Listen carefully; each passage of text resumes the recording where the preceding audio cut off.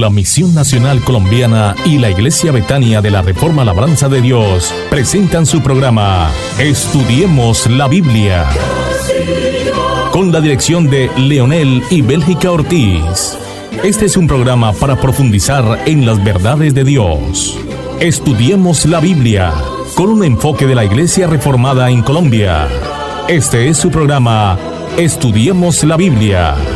Invita la Misión Nacional Colombiana y la Iglesia Betania de la Reforma Labranza de Dios.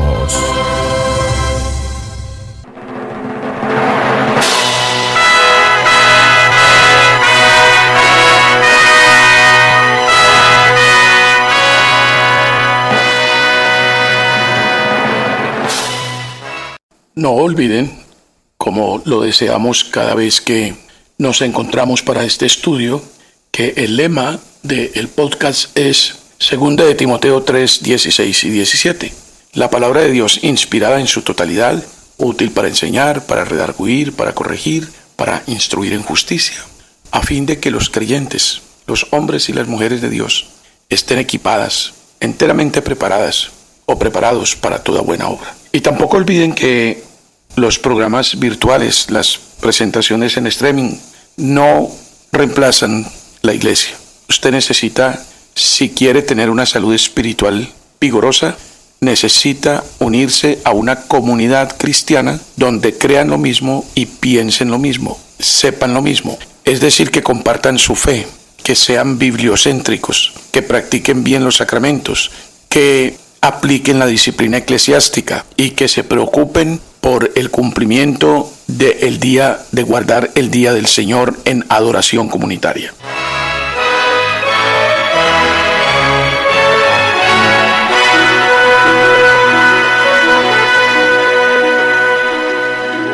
Vamos a encomendarnos al Señor como lo hacemos cada vez que iniciamos nuestro estudio, para que Él nos ayude y nos hable.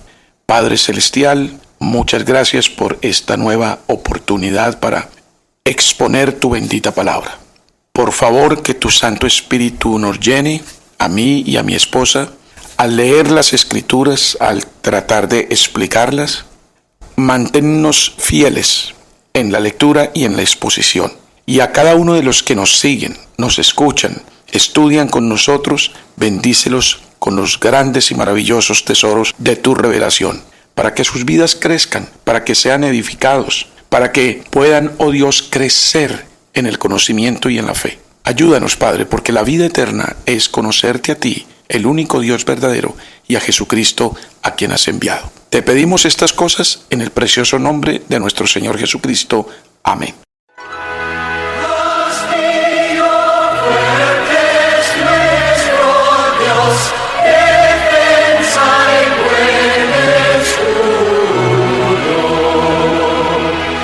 Evangelio de San Lucas, capítulo 21, versículos 1 al 4. Levantando los ojos, vio a los ricos que echaban sus ofrendas en el arca de las ofrendas. Vio también a una viuda muy pobre que echaba allí 2 blancas. Y dijo: en verdad os digo que esta viuda pobre echó más que todos, porque todos aquellos echaron para las ofrendas de Dios de lo que les sobra, mas esta, de su pobreza, echó todo el sustento que tenía. Como ustedes pudieron apreciarlo, obviamente, esta narración nos describe la preciosidad de una donación, de un regalo, de un aporte. En el atrio de las mujeres del templo de Jerusalén había 13 grandes recipientes que se llamaban las trompetas, por la forma que tenían, porque eran como una especie de botellas barrigonas que terminaban con una parte muy estrecha hacia arriba, con un cuello bastante prolongado, y lo más ancho estaba abajo y servía como base. Cada recipiente recogía las ofrendas para un fin determinado: para la leña necesaria en los holocaustos, para el incienso, para la conservación de los utensilios de oro, para el sostenimiento de los sacerdotes, etcétera, etcétera, etcétera. Jesús estaba sentado cerca de estos 13 recipientes llamados las trompetas. Después de los agotadores debates con los emisarios del Sanedrín y de los saduceos. Jesús estaba tan cansado que se sentó y muy seguramente apoyó su cabeza entre sus manos. En cierto momento levantó la vista y vio a la gente echar sus ofrendas en las trompetas. Y luego fijó su mirada en una viuda pobre que se acercaba para depositar su ofrenda. Todo lo que tenía en el mundo eran 2 leptas, monedas delgadas, 2 delgadas, eso es lo que quiere decir lepta. O, como la describe la lectura, 2 blancas. El leptón era la moneda más pequeña y su nombre quería decir la delgada. Así es que la compararemos con la moneda más pequeña de nuestro país. Pero Jesús dijo que la ofrenda de la viuda valía más que lo que había echado cualquiera de los ricos que estaban también depositando sus ofrendas, porque la viuda pobre había depositado todo lo que tenía. Escuchen esto, el valor de una ofrenda lo determinan 2 cosas. La primera, el espíritu con que se da, y la segunda, el sacrificio que supone que encarna. Hablemos un poquito de el espíritu con que se da la ofrenda. Entonces, no pierdan de vista esta enseñanza porque es importante, porque a todos nos gusta dar mucho o poco o algo, nos gusta sentir esa sensación, colaboré, aporté, ayudé, ¿no es cierto? Las ofrendas tienen valor delante del Señor, especialmente por 2 cosas. La primera, el espíritu con que se da, y la segunda, el sacrificio que supone que encarna esa ofrenda. Es decir, una ofrenda sin sacrificio como que no es ofrenda. Cuidado con lo que el Señor dice en la parábola acerca de los ricos que echaban de lo que les sobraba. Esta mujer, viuda y además pobre, echó lo que tenía, de lo que tenía. Entonces, hablemos un poquito del espíritu con que se da. Una ofrenda que se hace por obligación, a regañadientes, o para presumir, o para tranquilizar la conciencia, pierde todo su valor. La única ofrenda que vale la pena es la que sale de un corazón de amor, la que se da con libertad y con buena voluntad. La palabra de Dios en otro pasaje dice, el que da con alegría. El segundo punto, el sacrificio que supone que encarna la ofrenda. Lo que es una miseria para uno puede ser una fortuna para otro. Las ofrendas que los ricos dejaban caer para que todos las vieran y oyeran tintinear las monedas no les suponían ningún sacrificio, porque estaban dando de lo muchísimo que tenían, de lo que les sobraba. Pero las 2 blancas de la viuda, las 2 delgadas, las 2 leptas, era todo lo que ella tenía. Probablemente los ricos ofrendaban después de calcular el valor de cada moneda. Hacían bien sus cuentas. Ella, la viuda pobre, daba con la máxima generosidad porque no tenía más. El dar no empieza a ser real hasta que duele. Esto es muy importante. A ver qué tanto le dice a usted esta frase. El dar no empieza a ser real o a tener valor real hasta que duela. Un regalo no es señal de amor a menos que hayamos tenido que privarnos de algo o trabajar horas extraordinarias para lograrlo. Qué pocos son los que le dan a Dios con estas 2 características. Alguien ha descrito a uno que cantaba fervorosamente, y lo traigo a colación porque a los cristianos nos encanta cantar. Es más, hay muchos que definen su iglesia y la escogen por el grupo de alabanza o por el tipo de alabanza que ellos ejecutan. Este cristiano fervoroso cantaba de esta manera: mi espíritu, alma y cuerpo, mi ser, mi vida entera, cual viva, santa ofrenda entrego a ti, mi Dios. Miren el verso, escuchen otra vez. Mi espíritu, alma y cuerpo, mi ser, mi vida entera, cual viva, santa ofrenda entrego a ti, mi Dios. ¿Cuántas veces cantamos, Señor, yo te amo, Señor, yo te bendigo, Señor, yo te alabo? Tenemos que tener cuidado qué es lo que cantamos y por qué y cómo. Sigue el himno diciendo, mi todo a Dios consagro. Así termina la estrofa. Y él cantaba estas cosas mientras sobaba las monedas en el bolsillo tratando de escoger las más convenientes, las más pequeñas, las de menos valor. Sobaba cuidadosamente las monedas en el bolsillo para asegurarse de que no había ninguna de más de 5 pesetas en el contexto en que sucede la historia, entre las que iba a echar en la colecta, en la recolección de las ofrendas. Escuchen bien este comentario. Sería una señal de suprema insensatez el ser capaz de leer la historia de esta viuda pobre y las dos blancas sin hacer un examen de conciencia, sin que esto nos ponga a reflexionar.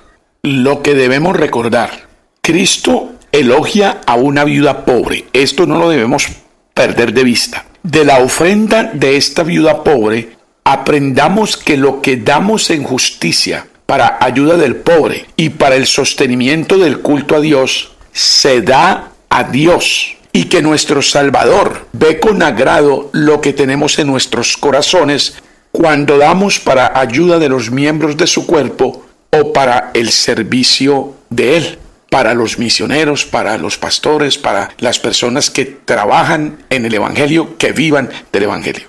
Bendito Señor, el más pobre de tus siervos tiene 2 centavos, tiene 2 blancas, 2 delgadas, 2 leptas, 2 moneditas de poco valor. Ellos tienen un alma y un cuerpo. Convéncenos y capacítanos para ofrecerte nuestra alma y nuestro cuerpo en esas 2 sencillas monedas. En esto también se manifiesta el temor a Dios, el cumplimiento de sus mandamientos y por tanto el amor a Él. ¡Cuán dichosos podemos ser! Porque el Señor acepta nuestra ofrenda sincera, por pequeña que sea. Segunda carta a los Corintios, capítulo 9, versículo 7. Cada uno dé como propuso en su corazón, no con tristeza ni por necesidad, porque Dios ama al dador alegre. Dios conoce nuestros corazones y es lo que Él ve y valora. No olvidemos que el que generosamente siembra, generosamente cosecha. Esto no quiere decir otra cosa distinta a la extensión de los terrenos cultivados. Ustedes saben que Cristo en su estilo de predicación usaba siempre ejemplos de la vida práctica, de la vida campestre. Y la vida campestre en Israel en aquella época era un paisaje muy rural, era una vida muy agrícola, muy pecuaria. Entonces, esto no quiere decir otra cosa distinta a la extensión de los terrenos cultivados. Una finca pequeña producirá, lógicamente, mucho menos que una finca grande o una hacienda cultivada en idénticas formas de conocimiento y habilidades sobre el arte del agro. Aquí no se está refiriendo ni está legitimando esa costumbre que hoy tienen en algunas comunidades de practicar la siembra de dinero para cosechar dinero. Eso no está en las Escrituras, eso no está en ningún contexto del Evangelio. Evangelio de San Lucas, capítulo 21, versículos 5 al 24. Y a unos que hablaban de que el templo estaba adornado de hermosas piedras y ofrendas votivas, dijo: en cuanto a esas cosas que veis, días vendrán en que no quedará piedra sobre piedra que no sea destruida. Y le preguntaron diciendo: Maestro, ¿cuándo será esto? ¿Y qué señal habrá cuando estas cosas estén para suceder? Él entonces dijo: Mirad que no seáis engañados, porque vendrán muchos en mi nombre diciendo: Yo soy el Cristo, y el tiempo está cerca. Mas no vayáis en pos de ellos, y cuando oigáis de guerras y de sediciones, no os alarméis, porque es necesario que estas cosas acontezcan primero, pero el fin no será inmediatamente. Entonces les dijo: se levantará nación contra nación y reino contra reino, y habrá grandes terremotos y en diferentes lugares hambres y pestilencias, y habrá terror y grandes señales en el cielo. Pero antes de todas estas cosas os echarán mano y os perseguirán y os entregarán a las sinagogas y a las cárceles, y seréis llevados ante reyes y ante gobernadores por causa de mi nombre. Y esto os será ocasión para dar testimonio. Proponed en vuestros corazones no pensar antes cómo habéis de responder en vuestra defensa, porque yo os daré palabra y sabiduría, la cual no podrán resistir ni contradecir todos los que se opongan. Mas seréis entregados aún por vuestros padres y hermanos y parientes y amigos, y matarán a algunos de vosotros, y seréis aborrecidos de todos por causa de mi nombre.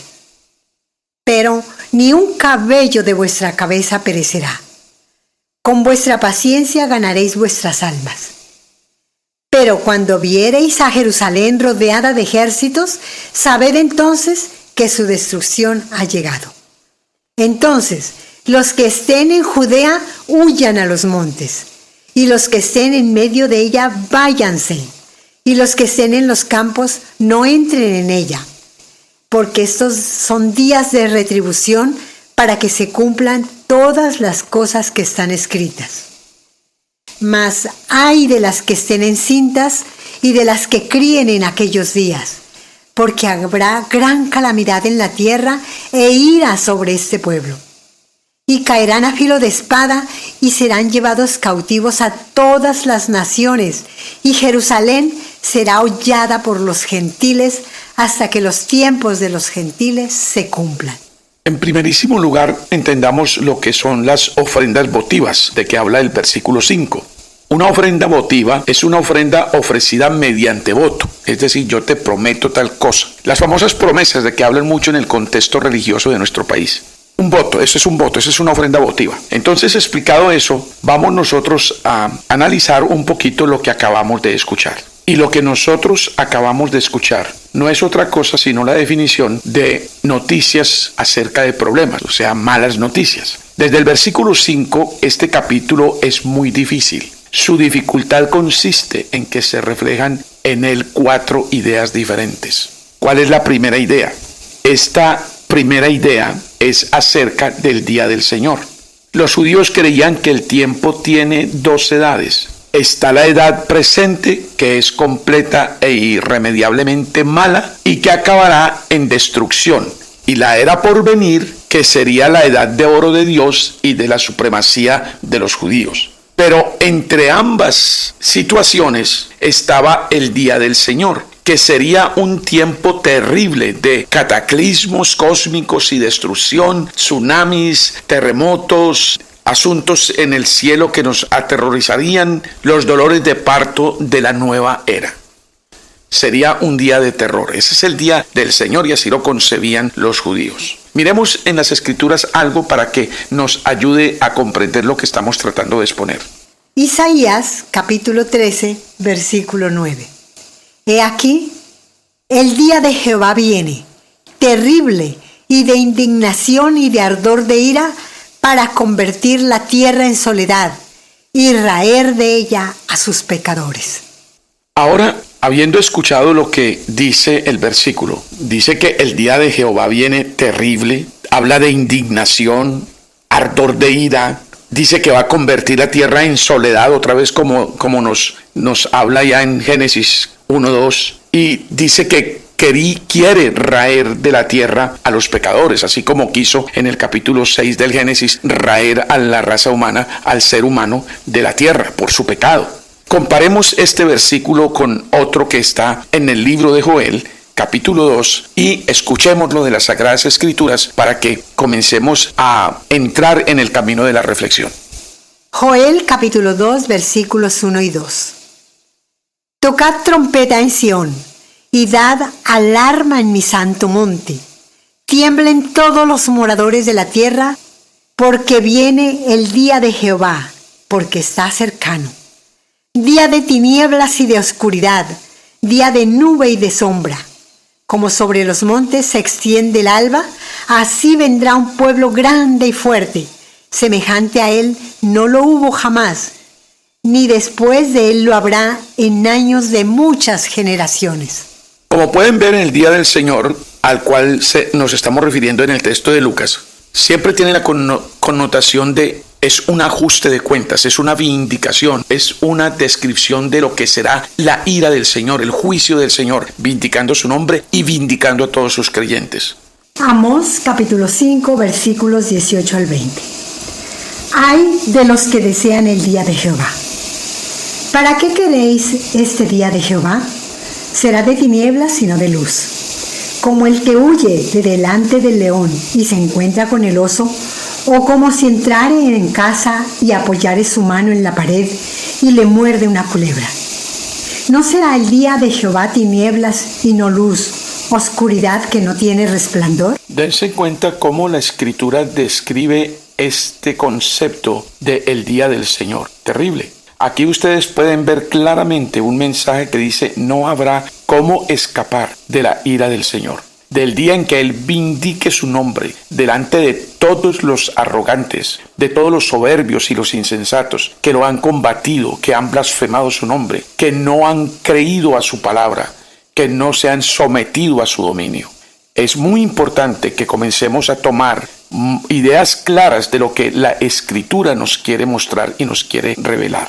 Veamos una porción más acerca de esta descripción y de este tema para que podamos nosotros seguir adelante con mucho provecho en esta reflexión que el Señor nos ha dado hoy. Sofonías capítulo 1, versículos 14 al 18. Cercano está el día grande de Jehová, cercano y muy próximo. Es amarga la voz del día de Jehová. Gritará allí el valiente.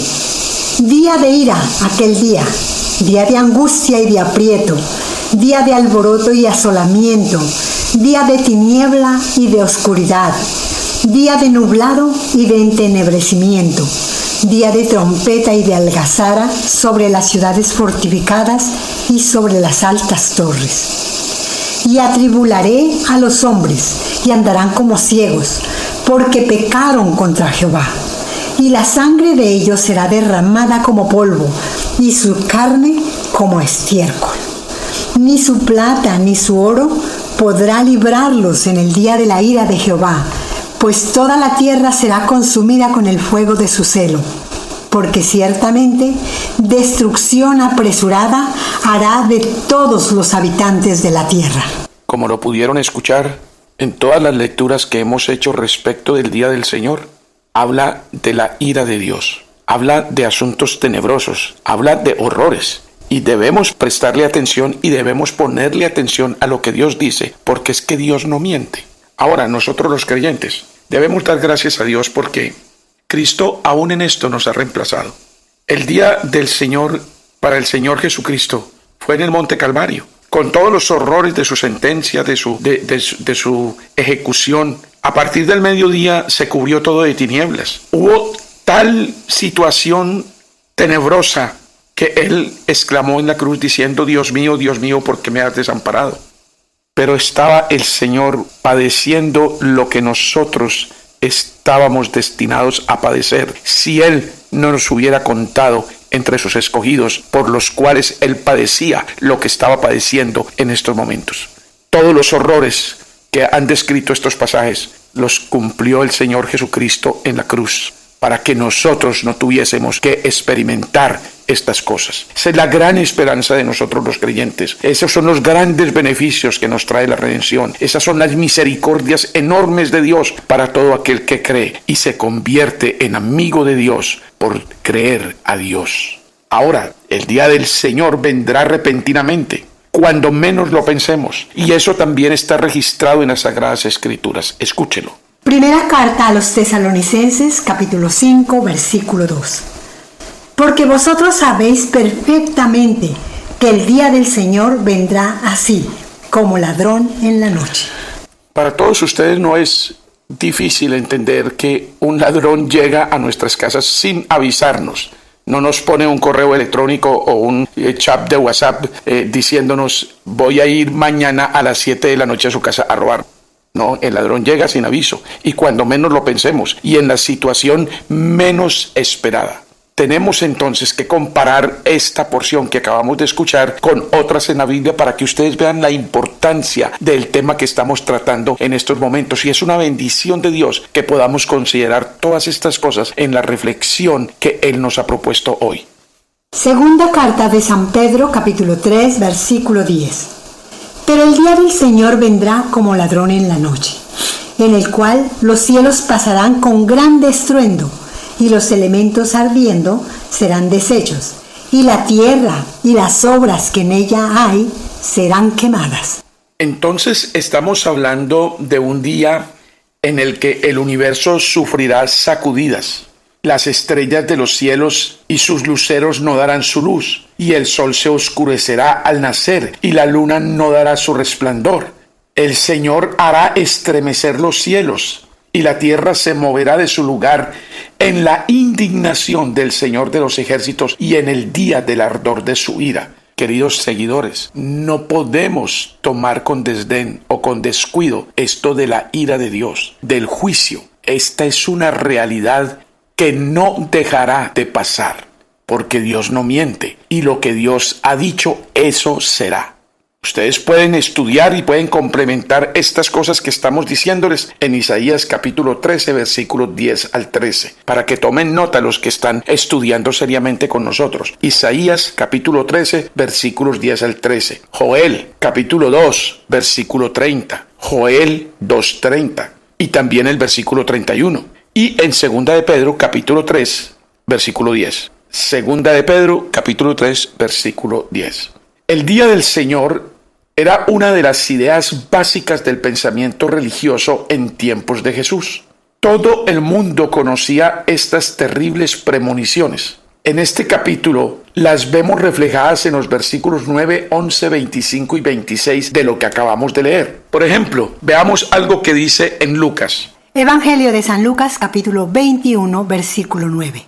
Y cuando oigáis de guerras y de sediciones, no os alarméis, porque es necesario que estas cosas acontezcan primero, pero el fin no será inmediatamente. Lo que quiero mostrarles con estos versículos que estamos leyendo, poco dispersos, es que el tema es vital, el tema es central, el tema es de mucha importancia. Es importante que entendamos qué es lo que en el capítulo 21 de San Lucas está definiéndose como el día del Señor. Escuche otra porción de las Escrituras. Evangelio de San Lucas, capítulo 21, versículo 11. Y habrá grandes terremotos, y en diferentes lugares hambres y pestilencias, y habrá terror y grandes señales del cielo. Es una lástima que tenga que ponerlos a leer y a pensar en cosas desastrosas, pero esta es una realidad, y esto viene, y esto ha estado a través de la historia de la humanidad. El juicio de Dios no deja de suceder. Algunos podrán pensar que esto no es cierto, que no es verdadero, que en realidad no se ha cumplido, pero tienen que ser más analíticos y más observadores de lo que está sucediendo a nuestro alrededor. Y por seguro, Dios no nos va a engañar ni nos miente. Lo que Él ha dicho, eso será. Evangelio de San Lucas, capítulo 21, versículos 25 y 26. Entonces habrá señales en el sol, en la luna y en las estrellas, y en la tierra angustia de las gentes, confundidas a causa del bramido del mar y de las olas. Desfalleciendo los hombres por el temor y la expectación de las cosas que sobrevendrán en la tierra, porque las potencias de los cielos serán conmovidas. Ahora, siguiendo la secuencia de nuestro estudio, esta profecía de la destrucción de Jerusalén, que se cumplió en el año 70 después de Cristo, después de un asedio en el que los habitantes llegaron al canibalismo y la ciudad fue tomada literalmente piedra a piedra. Josefo, el historiador cristiano, dice que un número increíble de 1.100.000 personas perecieron en el asedio y 97.000 fueron llevadas cautivas. La nación judía fue borrada del mapa. El templo fue incendiado y desolado. En este pasaje de San Lucas se hace referencia a ese acontecimiento en aquella época de Cristo todavía futura, pero que llegó a su cumplimiento literal. También debemos considerar en la reflexión que estamos llevando a cabo que se refiere también a la segunda venida de Cristo el texto en Lucas que nosotros ya leímos. Jesús estaba seguro de que iba a volver otra vez y la iglesia primitiva esperaba su regreso en su época.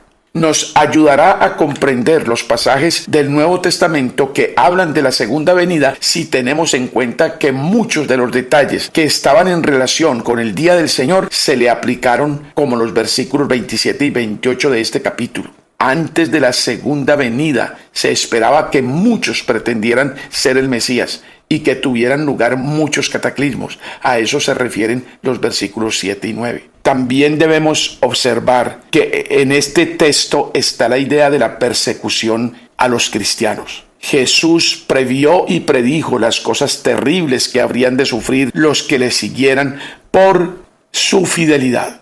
Este pasaje nos resultará más fácil de entender y provechoso si tenemos presente que no trata exclusivamente de un tema, sino de 4 temas íntimamente relacionados. Fue la referencia a las bellezas del templo lo que movió a Jesús a profetizar. Los pilares de los pórticos y de las columnatas eran de mármol blanco, de 12 metros de alto, hechos de un solo bloque de piedra. El adorno más famoso era la representación de una parra, de una viña, de una planta de vid, toda de oro, con racimos de la altura de una persona. La mejor descripción del templo en los días de Jesús nos la ha dejado Josefo en su libro Las guerras de los judíos. La fachada del templo, dice Josefo, no carecía de nada que pudiera sorprender a los ojos o a la imaginación, porque estaba recubierta por todas partes de planchas de oro de gran peso, y los primeros rayos del sol reflejaban un esplendor ardiente y obligaba a apartar la mirada a los que intentaban fijar en ellos los ojos. Exactamente igual que si hubieran querido mirar el sol. Pero el templo les parecía a los extraños que lo miraban a distancia como una montaña cubierta de nieve, porque las partes que no estaban chapadas de oro eran extremadamente blancas. A los judíos les parecía imposible que la gloria del templo fuera reducida a polvo. En este pasaje aprendemos muchas otras cosas, pero antes de ir a lo que podemos aprender además, vuelvan a tomar la idea de que Cristo observa a la viuda pobre echar 2 moneditas, lo único que tenía, pero los judíos comienzan a comentarle, ¿qué hacemos con este esplendor del templo? Y Jesús les dijo, todo esto va a ser reducido a polvo. Esto no tiene valor. Una cosa es el corazón, una cosa es la intención, una cosa es lo que Dios ve en cada ser humano y otra cosa son las riquezas y los esplendores de este mundo, así estén dedicadas al servicio de Dios. En este pasaje, entonces, les decía, aprendemos algunas cosas fundamentales acerca de Jesucristo y de la vida cristiana. Lo primero, Jesucristo sabía leer las señales de la historia, o lo que otros llaman las señales de los tiempos. Todos estaban ciegos al desastre que se les avecinaba, pero él vio el alud que se les venía encima. A todo Israel, las cosas solo se ven claras cuando se ven con la óptica de Dios. Y los juicios históricos, los juicios incluso registrados en las Sagradas Escrituras, tienen la misma característica. La gente no los ve venir, la gente no los cree, la gente piensa que se está hablando de locuras y de imposibles. Esperamos que hoy a muchos en la tierra no los sorprenda de nuevo el tan anunciado y terrorífico día del Señor. Entonces Jesús podía ver los signos de los tiempos, podía ver claramente lo que sería la consecuencia del proceder de los humanos. Segundo, Jesucristo era absolutamente sincero, no tapaba nada, no ocultaba nada, no disimulaba nada. Eso dijo a sus discípulos, es lo que podéis esperar si decidís seguirme. ¿Qué es lo que pueden esperar? Cruz, sufrimiento, reproche, el aborrecimiento del mundo. Una vez, en medio de una gran lucha por causa de la justicia, un líder heroico le escribió a un amigo, las cabezas ruedan por la arena, ven a añadir la tuya. Toda la historia del cristianismo está rodeada y bañada de sangre y escrita con sangre, porque los mártires a través de toda la historia han sido la semilla que hace germinar a miles y miles de nuevos cristianos. Jesús creía lo bastante en los hombres como para ofrecerles no un camino fácil, sino un camino heroico, difícil, estrecho, porque su gracia es más grande que cualquier dificultad o cualquier aborrecimiento o cualquier obstáculo que pueda surgir en la vida. Tercero, el Señor Jesucristo le prometió a sus discípulos que nunca estarían solos cuando se enfrentaran a los personajes que los atribularían. Es evidente en la historia que hemos leído en el Evangelio de San Lucas que han escrito los cristianos con sus vidas toda la historia de la iglesia, la historia del cristianismo. Cuando estaban sufriendo torturas y esperando la muerte, sentían la presencia del Señor Jesucristo de una manera especialísima. La cárcel se convierte en un palacio, el patíbulo en un trono, la tormenta en una brisa grata cuando Cristo está con nosotros. Y esto fue lo que impresionó a los perversos romanos cuando gozaban en el circo del sacrificio de los cristianos. Cuarto, Jesús les habló de una seguridad que sobrepasa todas las amenazas de la tierra. Él dice en el texto, y ustedes lo deben recordar, ni un pelo de vuestra cabeza va a sufrir daño. Qué hermoso es el himno que escribió Martín Lutero. Castillo fuerte es nuestro Dios, defensa y buen escudo. Con su poder nos librará. Es el himno lema de este podcast. En este trance agudo, Él nos librará. Con furia y con afán acósanos Satán. Por armas deja ver astucia y gran poder. ¿Cuál Él? ¿Cuál Satán? No hay en la tierra otro. En la tierra, la segunda estrofa del himno famoso de Martín Lutero dice: nuestro valor es nada aquí, con él todo es perdido, mas por nosotros pugnará de Dios el escogido. ¿Sabéis quién es? Jesús, el que venció en la cruz, Señor de Sabaoth. Y pues él solo es Dios, él triunfa en la batalla. Este es el himno de la Reforma. Este es el himno que escribió Martín Lutero cuando su entusiasmo no decaía por la lucha tan tremenda que implicó la Reforma protestante del siglo XVI, de la cual hoy nuestra iglesia, Betania de la Reforma, Labranza de Dios en Vanguardia, humildemente es estandarte, es portavoz, es representante y trata de llevar la palabra de Dios pura a sus mentes y sus corazones. No tomen estas cosas con poca seriedad, asúmanlas con responsabilidad. Vamos a continuar con el análisis del Evangelio de San Lucas. Evangelio de San Lucas, capítulo 21, versículos 27 al 37. Entonces verán al Hijo del Hombre que vendrá en una nube con poder y en gran gloria. Cuando estas cosas comiencen a suceder, erguíos y levantad vuestra cabeza, porque vuestra redención está cerca. También les dijo una parábola: mirad la higuera y todos los árboles. Cuando ya brotan, viéndolo sabéis por vosotros mismos que el verano está ya cerca. Así también vosotros, cuando veáis que suceden estas cosas, sabed que está cerca el reino de Dios. De cierto os digo que no pasará esta generación hasta que todo esto acontezca. El cielo y la tierra pasarán, pero mis palabras no pasarán. Mirad también por vosotros mismos que vuestros corazones no se carguen de glotonería y embriaguez y de los afanes de esta vida, y venga de repente sobre vosotros aquel día. Porque como un lazo vendrá sobre todos los que habitan sobre la faz de toda la tierra. Velad, pues, en todo tiempo, orando que seáis tenidos por dignos de escapar de todas estas cosas que vendrán y de estar en pie delante del Hijo del Hombre. Y enseñaba de día en el templo, y de noche, saliendo, se estaba en el monte que se llama de los Olivos. Y todo el pueblo venía a él por la mañana para oírle en el templo. Es como si el pasaje nos gritara: alerta, pónganse en guardia, prepárense. En este texto que ustedes acaban de escuchar hay dos ideas principales. La primera idea es la de la segunda venida de Cristo. Sobre este tema ha habido muchas discusiones y especulaciones. ¿Cuándo y cómo será? No se nos ha concedido saber. Pero lo más importante es que la historia se dirige a una culminación. Los estoicos pensaban en la historia como un movimiento circular. Decían que cada 3000 años el mundo sufría una gran conflagración y luego empezaba otra vez y la historia se repetía. Esto quería decir que la historia no iba a ninguna parte y que la humanidad no hacía más que darle vueltas a la historia. La concepción cristiana de la historia es que tiene una meta, y esa meta se alcanzará cuando Jesucristo sea Señor de todo. Eso es todo lo que sabemos y lo que necesitamos saber. La segunda idea: se hace hincapié en la necesidad de estar con los ojos abiertos, velando, alerta, en guardia.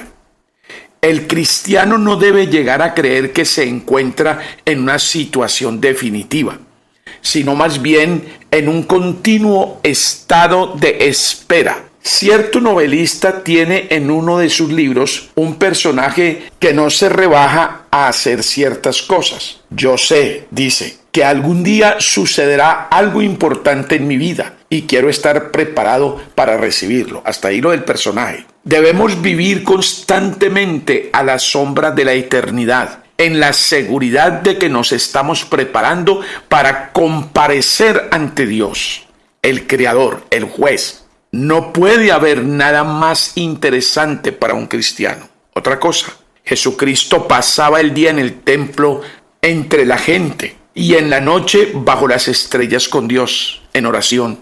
Recibía la fuerza para encontrarse con las multitudes en aquellos momentos de soledad con Dios. Podía enfrentarse con los hombres porque venía de la presencia de Dios. Es un ejemplo para nosotros. Esta vida es una batalla, es una guerra, es una lucha continua. Cuando la palabra de Dios nos dice que nos vistamos con la coraza de Dios, con la armadura del Señor, no está diciendo otra cosa sino prepárese en oración. Esa es la manera de estar listos, esa es la manera de velar, esa es la manera de estar vigilantes. Y vale la pena preguntarnos, ¿cuánto tiempo le invertimos a la oración? Desafortunadamente, la verdad que Cristo le dijo a Pedro, a Juan y a Jacobo en el huerto de Getsemaní: el espíritu está pronto, pero la carne es débil. Eso es nuestra historia. Y por eso necesitamos continuamente estar dependiendo del Señor. No olvidemos, primero, la profecía del Señor. Los cercanos a Cristo preguntan con mucha curiosidad cuándo será la gran desolación. El Señor Jesucristo responde clara y completamente en la medida que era necesario para enseñarles lo que tenían que hacer. Porque todo conocimiento es deseable en la medida que sea para ponerlo por obra, no simplemente para saberlo. Y aquí es donde está el problema de mucha gente. Mucha gente dice saber, mucha gente dice conocer, mucha gente dice que es instruida, pero allí no está el asunto, allí no está la clave. La clave está en cómo pongo en práctica en mi vida ese conocimiento. Aunque los juicios espirituales son lo más corrientes de los tiempos del Evangelio, Dios también hace uso de los juicios temporales, de los juicios de ocasión. Cristo les dice qué cosas duras van a sufrir por amor de su nombre a todos sus discípulos y les exhorta a soportar sus pruebas y seguir con su obra, perseverar, seguir adelante a pesar de la oposición que encontrarán. Dios estará con vosotros y os reconocerá y os asistirá, dice el Señor. Esto se cumplió notablemente después del derramamiento del Espíritu Santo el día de Pentecostés, por el cual Cristo dio sabiduría y elocuencia a sus discípulos. Aunque seamos perdedores delante de los hombres por Cristo, no seremos ni podemos ser perdedores para ese gran día del Señor en el final de los tiempos. Nuestro deber e interés en todo tiempo, especialmente en tiempos peligrosos, en tiempos de prueba, en tiempos de zozobra, de desierto, de inestabilidad, es garantizar la seguridad de nuestras almas. Mantenemos la posesión de nuestras almas por la paciencia cristiana, la perseverancia, y dejamos fuera todas aquellas impresiones que nos harían perder el carácter. Cristo exhorta a estar alertas. Podemos ver ante nosotros una profecía muy parecida a las del Antiguo Testamento que, juntas con su gran objeto, abarcan o dan un vistazo a un objeto más cercano de importancia para la iglesia actual. Habiendo dado una idea de los tiempos de los siguientes 38 años, Cristo muestra que todas esas cosas terminarán en la destrucción de Jerusalén y la completa dispersión de la nación judía. Y eso sabemos nosotros que se cumplió literalmente. Y todo eso sería tipo y figura de la segunda venida de Cristo. Los judíos dispersos a nuestro alrededor predican la verdad del cristianismo y demuestran que las palabras de Jesucristo no pasarán aunque el cielo y la tierra pasen. Ese testimonio del cumplimiento estricto de la destrucción de Jerusalén en el año 70 es un prototipo de lo que será el cumplimiento literal de la segunda venida del Señor. También nos recuerdan que oremos, o la necesidad que tenemos de orar por los tiempos en que la verdadera Jerusalén, la espiritual, la celestial, no será ya más pisoteada por los gentiles. Y cuando judíos y gentiles sean vueltos al Señor. Cuando Cristo vino a destruir a los judíos, vino a redimir a los cristianos que eran perseguidos y oprimidos por ellos. Y entonces tuvieron reposo las iglesias después del año 70, cuando ocurrió la destrucción de Jerusalén. Cuando venga el Señor por segunda vez a juzgar al mundo, redimirá de sus tribulaciones a todos los creyentes. Tan completamente cayeron los juicios divinos sobre los judíos que su ciudad es puesta como ejemplo ante nosotros para mostrar que los pecados no pasarán sin castigo y que los terrores del Señor y todas sus amenazas contra los pecadores que no se han arrepentido se llevarán a cabo. Así como su palabra sobre Jerusalén fue verdad y cumplida, así tenemos que mirar cuán grande será la ira contra los impíos, como lo fue contra Jerusalén. Cristo dice a sus discípulos que observen las señales de los tiempos para que juzguen por ellos. Les encarga que consideren cercana la ruina de la nación judía. Sin embargo, esta raza y familia de Abraham no será desarraigada, sobrevivirá como nación y será hallada según fue profetizado cuando sea revelado el Hijo del Hombre. Les advierte contra estar confiados en su sensualidad, en todo lo que sienten o lo que ven sus sentidos, lo que oyen, lo que palpan. Este mandamiento es dado a todos los discípulos de Cristo. Cuidados de no ser abrumados por las tentaciones ni traicionados por sus propias corrupciones. Todos tenemos tendencia hacia el mal. Todos somos proclives al pecado. Todos somos pecadores. No podemos estar a salvo si estamos carnalmente seguros, si pensamos que realmente hay seguridad en nosotros y que la podemos garantizar. Nuestro peligro es que nos sobrevenga el día de la muerte y el juicio cuando no estemos preparados. No sea que cuando seamos llamados a encontrarnos con nuestro Señor Jesucristo, el juez supremo, lo que debiera estar más cerca de nuestros corazones sea lo que esté más lejos de nuestros pensamientos. Cuidado con eso, pues así será para la mayoría de los hombres que habitan la tierra y que únicamente piensan en las cosas de este planeta, en las cosas terrenales, y no tienen comunicación con las cosas del cielo, con la nueva patria, con la verdadera patria, la verdadera tierra que nos espera. Será terrorífico, porque solo habrá una expectación de juicio, de destrucción para ellos. Aquí, en este pasaje, podemos ver lo que debería ser nuestra mira para ser tenidos por dignos de escapar de todas esas cosas, para que cuando los juicios de Dios estén por todos lados, nosotros no estemos en la calamidad común, o que no sea para nosotros lo que es para los demás. Se pregunta usted, ¿cómo puede ser hallado digno de comparecer ante Cristo en aquel día? Los que nunca han buscado a Cristo, que ahora vayan a Él, que se interesen por Él, por conocerlo, por oír su mensaje, por conocer su doctrina. Los que nunca se han humillado por sus pecados, que empiecen ahora. Los que ya han empezado, que sigan y se conserven humildes. Por tanto, estén alerta, velen y oren siempre.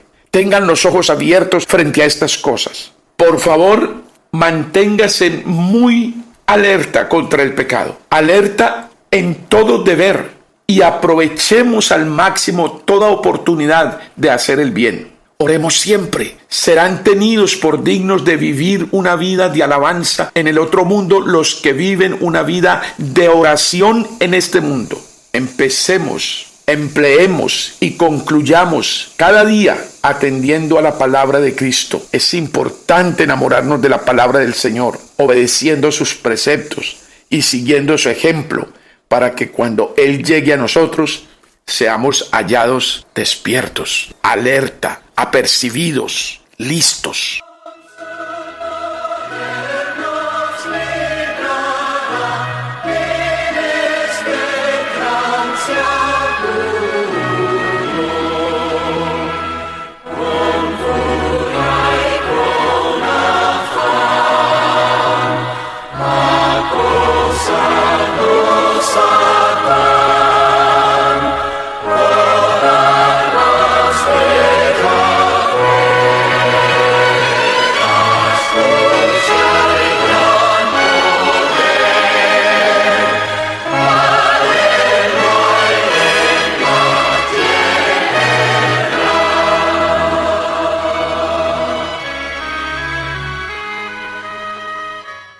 Que Dios me los bendiga con mucha gracia y mucha paz.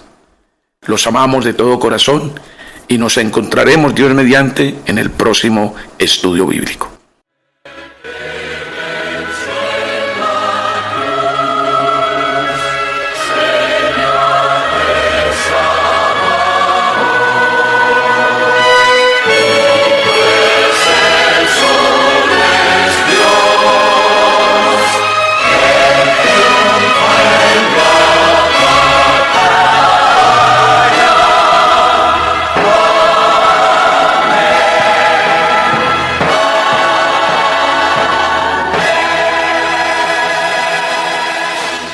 Estudiemos la Biblia. Con la dirección de Leonel y Bélgica Ortiz. Este es un programa para profundizar en las verdades de Dios. Estudiemos la Biblia con un enfoque de la Iglesia Reformada en Colombia. Este es su programa, Estudiemos la Biblia.